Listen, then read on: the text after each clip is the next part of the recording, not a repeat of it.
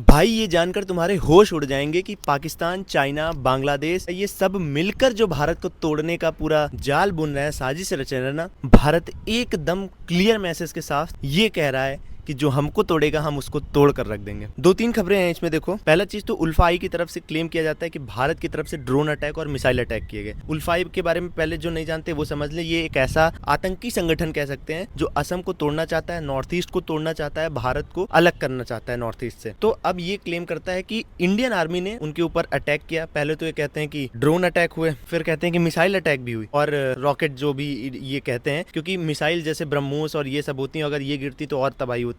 और जिसमें कई सारे लोग मारे गए हैं और इनमें इनके 3 बड़े कमांडर मारे गए हैं, जिनमें पहला नाम है लेफ्टिनेंट जनरल मयान मेदी, कुछ ऐसे करके है। दूसरा नाम है ब्रिगेडियर गणेश असोम और तीसरा नाम है कर्नल प्रदीप असोम। आपको पता है कि पहली बार जब इनके ऊपर स्ट्राइक हुई तो उनमें एक ये जनरल मरा जिनका नाम पहले मैंने बताया, और जब इनका फ्यूनरल हो रहा था तब दोबारा फिर से स्ट्राइक की गई और जब फ्यूनरल के टाइम पर ये लोग मार दिए गए। और इसकी बात हम लोग क्यों कर रहे हैं? क्योंकि ये वही संगठन है जिसको फिलहाल ऑपरेशन सिंदूर के बाद सह दिया जा रहा था चाइना, पाकिस्तान, बांग्लादेश की तरफ से कि तुम घुसो भारत में और भारत को मारो। अब ये किस बेस पर कहा जा रहा है? क्योंकि अभी जब शेख हसीना की सरकार बांग्लादेश में गिरी और यूनुस आए, तब उल्फा के एक नेता है जिनको मौत की सजा दे दी गई थी बांग्लादेश में, उनको मौत की सजा से हटा दिया गया और अब सिर्फ जेल दे दी गई है। तो यूनुस का समर्थन इनकी तरफ है, उल्फा की तरफ, और वो पैसा देकर चाहता है कि भारत को तोड़े। क्योंकि आप सब देख रहे हैं कि यूनुस किस तरह से बिहेव कर रहे हैं। समझिए कि एक तरह से ईस्ट पाकिस्तान बन गए हैं और चाइना चाहे जितना पैसा दे दे इधर उल्फा को, और ऐसे दिमाग लगाकर भारत को इनडायरेक्टली तोड़ने की कोशिश की जा रही थी। लेकिन भारत ने फिर से वही काम किया जैसे ऑपरेशन सिंदूर के टाइम पर किया था। लेकिन दिलचस्प बात इसमें यह है, भारत एक्सेप्ट ही नहीं कर रहा है कि हमने मारा है। मतलब तुमको मारेंगे भी, घुस के मारेंगे और उसके बाद कहेंगे कि क्या हुआ, मुझे नहीं पता, अच्छा ये भी कुछ हुआ है। जैसे ऑपरेशन सिंदूर में न्यूक्लियर लीक वाली खबर थी, अगर आपको पता हो तो।